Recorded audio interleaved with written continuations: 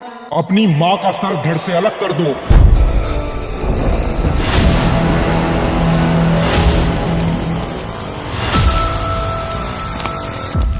एक ऐसा योद्धा जिसे पूरी दुनिया ने भयभीत होकर देखा, जिसने अपनी ही माता का शीश काट दिया, जिसने 21 बार पृथ्वी से क्षत्रियों का संहार किया। वो ब्राह्मण भी था और महायोद्धा भी। भगवान विष्णु के छठे अवतार परशुराम। उनकी तपस्या और शक्ति इतनी विशाल थी कि धर्म और अधर्म की लड़ाई उनके नाम से गूंज उठी। भीष्म, कर्ण, द्रोणाचार्य उनके शिष्य बने और इतिहास के पन्नों में उनका नाम अमर हो गया। आज भी वे महेंद्र पर्वत पर तपस्या कर रहे हैं, कलयुग के अंधकार में उस अंतिम युद्ध की प्रतीक्षा में, जब वे कल के अवतार को युद्ध और धर्म की असली विद्या देंगे। तैयार हो जाइए इस अनदेखी, क्रूर और दिव्य कथा के लिए। सदियों पहले, जब त्रेता युग अपनी पूर्ण गति पर था, तब संसार का स्वरूप एकदम अलग था। धर्म और अधर्म की रेखाएं स्पष्ट थीं। वन अपनी शांति में बसे थे, नदियां अपनी धारा में बह रही थीं और आश्रमों से वैदिक मंत्रों की ध्वनि गूंजा करती थी। परंतु इसी शांति के बीच कहीं कहीं अधर्म की ज्वाला भी सुलग रही थी। यही वह समय था जब पृथ्वी को धर्म की रक्षा के लिए एक ऐसे दिव्य अवतार की आवश्यकता थी जो तप और शस्त्र दोनों का संगम हो। यही अवतार थे भगवान परशुराम, भगवान विष्णु के छठे अवतार। रेवा नदी, नर्मदा के तट पर एक महान तपस्वी का आश्रम स्थित था, महर्षि जमदग्नि। वे भृगुवंश के तेजस्वी अर्षि थे। उनका तप इतना कठोर था कि देवता तक उनसे भय खाते थे। उनकी तपस्या की ज्वाला से ही वातावरण शुद्ध होता और उनके द्वारा बोले गए प्रत्येक शब्द ब्रह्म वाक्य समान माने जाते। उनकी पत्नी थी माता रेणुका, पतिव्रता का सर्वोच्च उदाहरण। उनकी पवित्रता का वर्णन स्वयं आर्षि मुनियों ने किया है। कहते हैं कि वे नर्मदा नदी से प्रतिदिन जल भरती और बिना एक बूंद गिराए वापस आश्रम तक ले आती। ये केवल एक साधारण कार्य नहीं था, बल्कि उनकी अडिग निष्ठा और योग शक्ति का प्रतीक था। आर्षि और उनकी पत्नी का आश्रम सादगी, तप और धर्म का केंद्र था। परंतु नियति को कुछ और ही स्वीकार्य था। इन्हीं के घर जन्म हुआ उस बालक का जो आगे चलकर धर्म की रक्षा के लिए पृथ्वी पर बार बार शस्त्र उठाएगा। जन्म के क्षण से ही परशुराम साधारण बालक नहीं थे। उनके मुखमंडल से तेज झलकता था, उनकी आंखों में एक अद्भुत ज्योति थी। जब उनका जन्म हुआ तो आकाश में दिव्य ध्वनियां गूंजी और अर्षि मुनियों ने अनुभव किया कि यह बालक कोई साधारण आत्मा नहीं, बल्कि स्वयं विष्णु का अंश है। बचपन से ही उनमें तप, संयम और शस्त्र विद्या के संस्कार डाले गए। वे प्रकृति से दृढ़, निडर और धर्मप्रिय बने। परंतु जीवन सदैव सरल नहीं होता। नियति अक्सर महान आत्माओं की परीक्षा लेती है। एक दिन माता रेणुका नदी से जल भरने गईं। प्रतिदिन की तरह उन्होंने अपने मन को स्थिर किया और ध्यान पूर्वक कुंभ भरने लगी। लेकिन उस दिन उनका ध्यान विचलित हो गया। उन्होंने दूर जल में खेलते एक गंधर्व को देखा। क्षण भर के लिए उनके हृदय में आकर्षण और उत्तेजना उत्पन्न हुई। ये एक क्षणिक भूल थी, एक मानविक चूक। परंतु उनके पति जमदग्नि जैसे कठोर तपस्वी के लिए यह अस्वीकार्य था। अपनी दिव्य दृष्टि से उन्होंने इस घटना को देख लिया। उनका हृदय क्रोध और कठोरता से भर गया। उन्होंने अपने पुत्रों को बुलाया और आदेश दिया, अपनी माँ का सर धड़ से अलग कर दो। जमदग्नि के 5 पुत्र थे।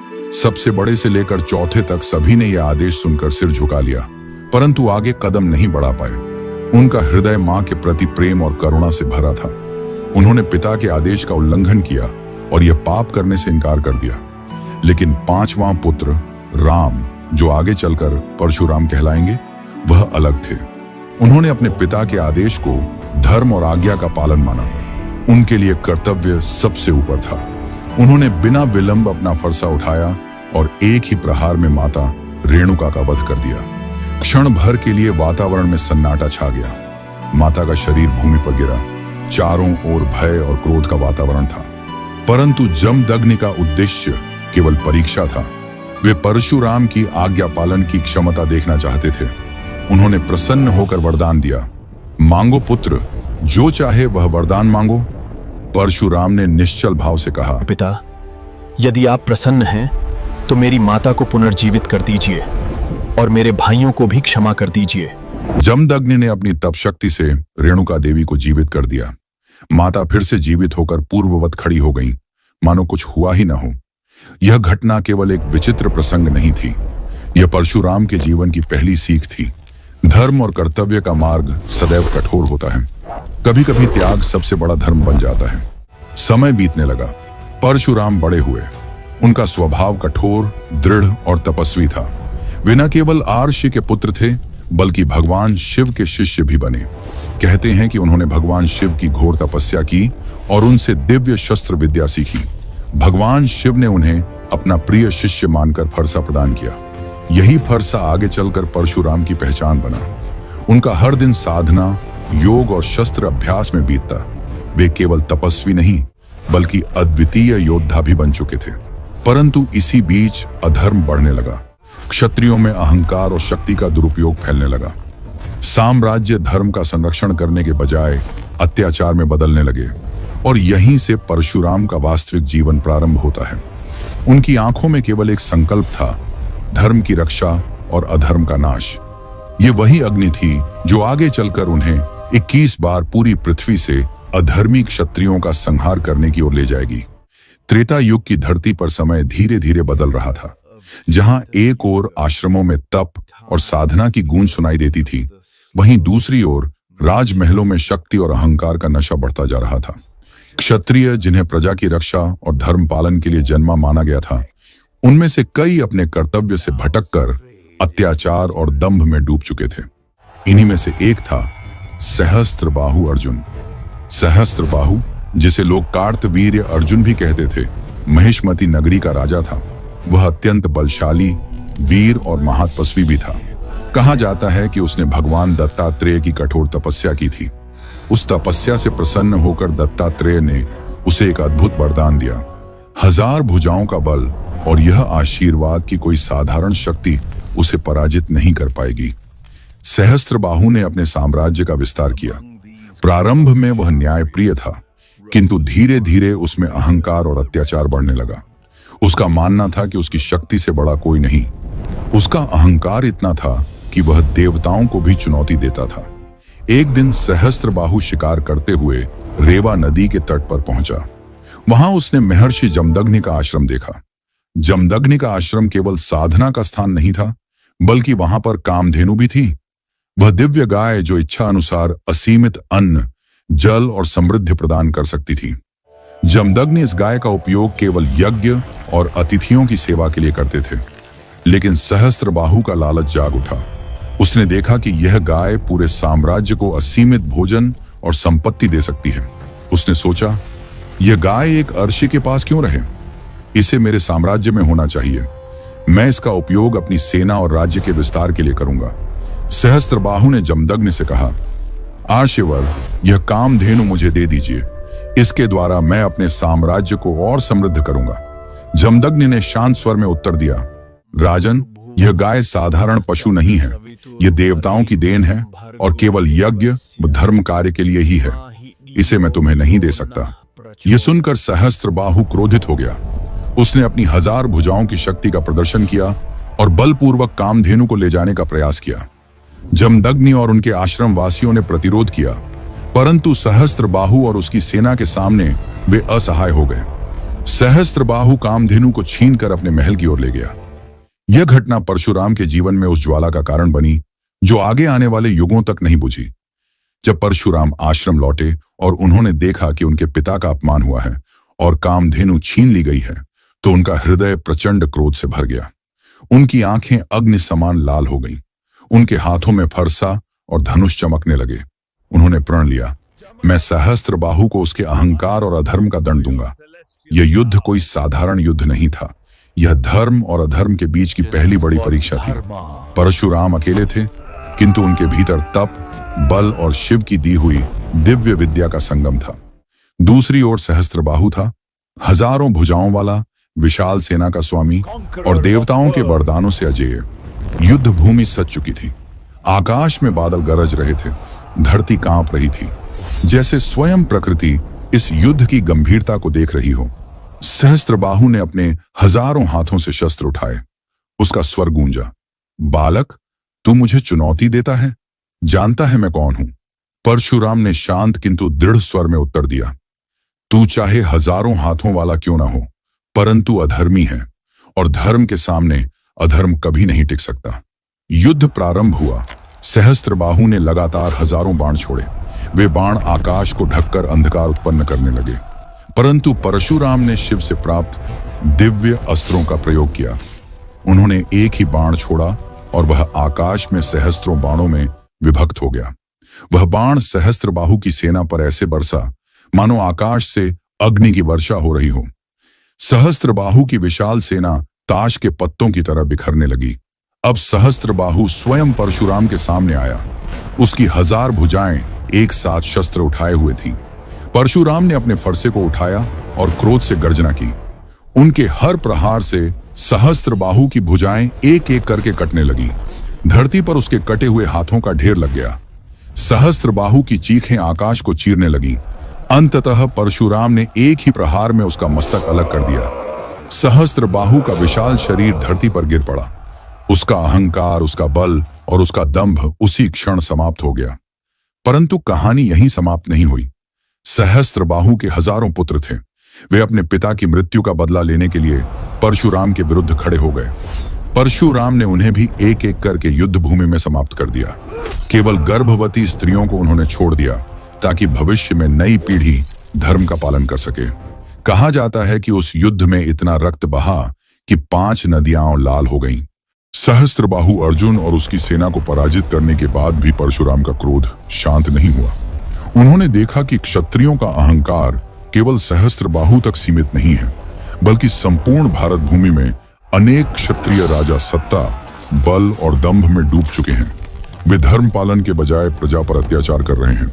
वे राशियों के आश्रमों को लूटते हैं, यज्ञों को भंग करते हैं और अपने को ही परमेश्वर समझने लगे हैं।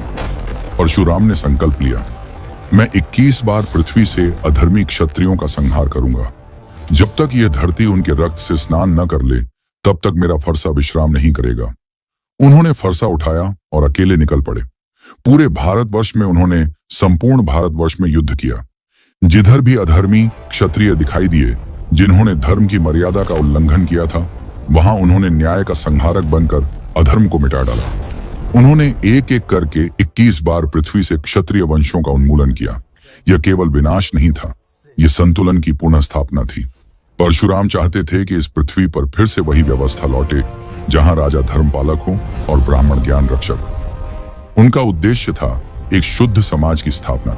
जब 21वां संहार हुआ, तब धरती स्वयं रक्त से लथपथ हो उठी। मानव इतिहास ने ऐसा दृश्य पहले कभी नहीं देखा था। पृथ्वी ने त्राही त्राही करते हुए भगवान विष्णु से प्रार्थना की, प्रभु, यह संहार अब असह्य हो गया है। मेरी कोख रक्त से भर चुकी है, इसे रोकिए। तब देवताओं ने परशुराम को स्मरण कराया, हे विष्णु अवतार, तुम्हारा धर्म यही था कि अधर्मी क्षत्रियों का दमन हो, परंतु अब संतुलन बन चुका है। अब तुम्हें अपना फरसा रखकर तपस्या करनी होगी। परशुराम ने देवताओं का संदेश सुना। उनके हृदय में शांति आई और उन्होंने अपना फरसा सरिता में प्रवाहित कर दिया। जब भगवान परशुराम ने 21 बार क्षत्रिय कुलों का विनाश कर धर्म और अधर्म की रेखा को पुनः खींच दिया, तब उन्हें एहसास हुआ कि अब उनकी भूमिका पूर्ण हो चुकी है। उन्होंने युद्ध के स्थानों पर 21 महायज्ञ किए। प्रत्येक यज्ञ उसी भूमि पर किया गया जहां अधर्मी क्षत्रियों का रक्त गिरा था। इसके बाद उन्होंने भूमि, धन और सभी अधिकार अपने गुरुकुल के महर्षि कश्यप को दान कर दिए। इसी कारण परशुराम को कई क्षेत्रों में भूमि प्रदाता भी कहा जाता है। कहते हैं, भूमि दान के बाद उन्होंने क्षत्रिय शक्ति से दूरी बनाई और ब्राह्मण धर्म को पुनः स्थिर किया। त्रेता युग के उसी समय जनकपुरी में माता सीता का स्वयंवर रचा गया था। इस स्वयंवर में भगवान शिव का अद्भुत धनुष रखा गया था, पिनाक धनुष। शर्त थी, जो इस धनुष को उठाकर प्रत्यंचा चढ़ा देगा, वही सीता का वर होगा। इस स्वयंवर में कई महारथी आए, रावण, जरासंध, दुराधर्ष राजा, पर कोई धनुष को हिला भी न सका। इस धनुष को कोई साधारण मानव क्या, बड़े बड़े दैत्य और राजा भी हिला नहीं सके। रावण जैसा पराक्रमी भी इस धनुष को उठाने में असफल रहा। लेकिन जब अयोध्या से विश्वामित्र के साथ राम और लक्ष्मण मिथिला पहुंचे, तब राम ने सहज भाव से शिव धनुष उठाया। उन्होंने जब प्रत्यंचा चढ़ाने का प्रयास किया तो वह धनुष टूट गया। यह कोई साधारण घटना नहीं थी। यह संकेत था कि अब त्रेता युग का नया अध्याय शुरू होने वाला है। शिव धनुष टूटने की गूंज संपूर्ण ब्रह्मांड में फैल गई और यह समाचार पहुंच गया भगवान परशुराम तक। उन्होंने क्रोधित होकर स्वयंवर सभा में प्रवेश किया। उनकी उपस्थिति ही बिजली जैसी थी, तेजस्वी, गगनचुंबी और दिव्य। सभा भयभीत हो गई। सभी राजाओं के चेहरे फीके पड़ गए। परशुराम ने प्रश्न उठाया कि आखिर कौन ऐसा है जिसने महादेव के धनुष को तोड़ने का साहस किया। राम आगे बढ़े और अत्यंत विनम्र भाव से उनके सामने खड़े हुए। राम की विशेषता यही थी, अपार शक्ति के बावजूद विनम्रता और शांति। परशुराम ने तब अपना विजय धनुष आगे बढ़ाया। यह वही धनुष था जो देवताओं ने उन्हें दिया था और जिसे स्वयं भगवान शिव ने भी स्वीकार किया था। इस धनुष को धारण करना किसी के लिए असंभव माना जाता था। राम ने बिना किसी गर्व के उस धनुष को उठाया और प्रत्यंचा चढ़ा दी, और उसी क्षण सभा को यह अनुभव हुआ कि राम कोई साधारण राजकुमार नहीं है। राम के हाथों विजय धनुष साधे जाने के बाद परशुराम को गहरी अनुभूति हुई। उन्होंने पहचाना कि यह वही विष्णु का अवतार है जिसकी रक्षा के लिए उन्होंने वर्षों तक क्षत्रियों का संहार किया था। परशुराम समझ गए कि अब उनके कार्य का अगला चरण पूरा हुआ। अब धर्म की मर्यादा स्थापित करने का दायित्व राम का है। उनका युग धीरे धीरे समाप्त हो रहा है और राम राज्य का युग आने वाला है। उन्होंने अपना अस्त्र शस्त्र राम को समर्पित कर दिया और घोषणा की कि अब वे पुनः तपस्या करेंगे। वे महेंद्रगिरी पर्वत, ओडिशा और सह्याद्री की गुफाओं, महाराष्ट्र कोंकण क्षेत्र में जाकर साधना करने लगे। लोक मान्यताओं के अनुसार आज भी वे इन्हीं पर्वतों और गुफाओं में तपस्या कर रहे हैं। यही कारण है कि उन्हें सप्त चिरंजीवियों में गिना जाता है। लेकिन परशुराम ने केवल तपस्या ही नहीं की, उन्होंने अपना दूसरा बड़ा कार्य शुरू किया, शस्त्र विद्या का प्रचार। उनके प्रथम महान शिष्य बने भीष्म पितामह, जिन्हें धर्म, संयम और त्याग का प्रतीक माना जाता है। उन्होंने अपना शस्त्र और धर्म ज्ञान भगवान परशुराम से पाया था।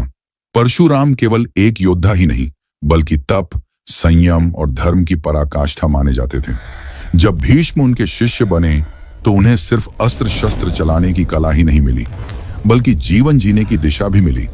परशुराम ने उन्हें सिखाया कि शक्ति तभी सार्थक है जब उसका प्रयोग धर्म और न्याय के लिए किया जाए। इन्हीं शिक्षाओं ने भीष्म को वह आधार दिया जिसके कारण उन्होंने आजीवन ब्रह्मचर्य का व्रत लिया और हर परिस्थिति में धर्म का पालन किया। महाभारत में भीष्म की अटूट प्रतिज्ञा और त्याग की शक्ति वस्तुतः परशुराम की ही शिक्षा का परिणाम थी। इसी युग में एक और युवक आया, कर्ण, जिसे महाभारत का सबसे विलक्षण योद्धा कहा जाता है। परशुराम के पास शिक्षा लेने पहुंचे, परंतु उन्होंने अपनी वास्तविक पहचान छिपाकर स्वयं को ब्राह्मण बताया। परशुराम ने उन्हें दिव्य अस्त्रों और अपूर्व युद्ध विद्या का ज्ञान दिया। कर्ण का पराक्रम देखकर स्वयं परशुराम भी चकित हो उठे, लेकिन नियति को कुछ और ही मंजूर था। जब एक अवसर पर कर्ण के शरीर की सहन शक्ति और उनकी असली पहचान उजागर हुई, तो परशुराम को झांत हो गया कि उनका शिष्य ब्राह्मण नहीं है। इस छल से आहत होकर उन्होंने कर्ण को श्राप दिया कि महाभारत के युद्ध में जब उसे अपने सबसे शक्तिशाली अस्त्र की आवश्यकता होगी, उसी क्षण वह उसे भूल जाएगा। यह श्राप केवल एक दंड नहीं था, बल्कि उस महायुद्ध की दिशा बदलने वाला निर्णायक क्षण भी था। परशुराम ने कर्ण को वीरता का मार्ग तो दिया, परंतु साथ ही यह चेतावनी भी छोड़ दी कि छल से प्राप्त शक्ति अंततः टिक नहीं सकती। फिर आए द्रोणाचार्य, जो आगे चलकर कुरु और पांडव दोनों ही वंशों के आचार्य बने। उन्होंने भी परशुराम से शिक्षा प्राप्त की। परशुराम ने उन्हें केवल अस्त्रों की कला नहीं सिखाई, बल्कि युद्ध की गहराई को समझाया। उन्होंने बताया कि युद्ध केवल शक्ति का प्रदर्शन नहीं है, बल्कि रणनीति, धैर्य और मानसिक संतुलन की परीक्षा भी है। द्रोणाचार्य ने यह ज्ञान जीवन भर अपने हृदय में रखा और जब समय आया तो यही शिक्षा उन्होंने अपने शिष्यों कौरव और पांडव को दी। इसीलिए महाभारत का प्रत्येक अध्याय, प्रत्येक युद्ध कला कहीं न कहीं परशुराम की ही शिक्षा से प्रभावित दिखाई देता है। परशुराम ने भीष्म, कर्ण और द्रोण जैसे शिष्यों को तैयार किया और उनके माध्यम से धर्म और अधर्म की अंतिम परीक्षा की नींव रखी। आज भी वे महेंद्र पर्वत पर तपस्या में लीन हैं, जहां समय स्थिर है और भीतर एक जागृत अग्नि युगों से सुलग रही है।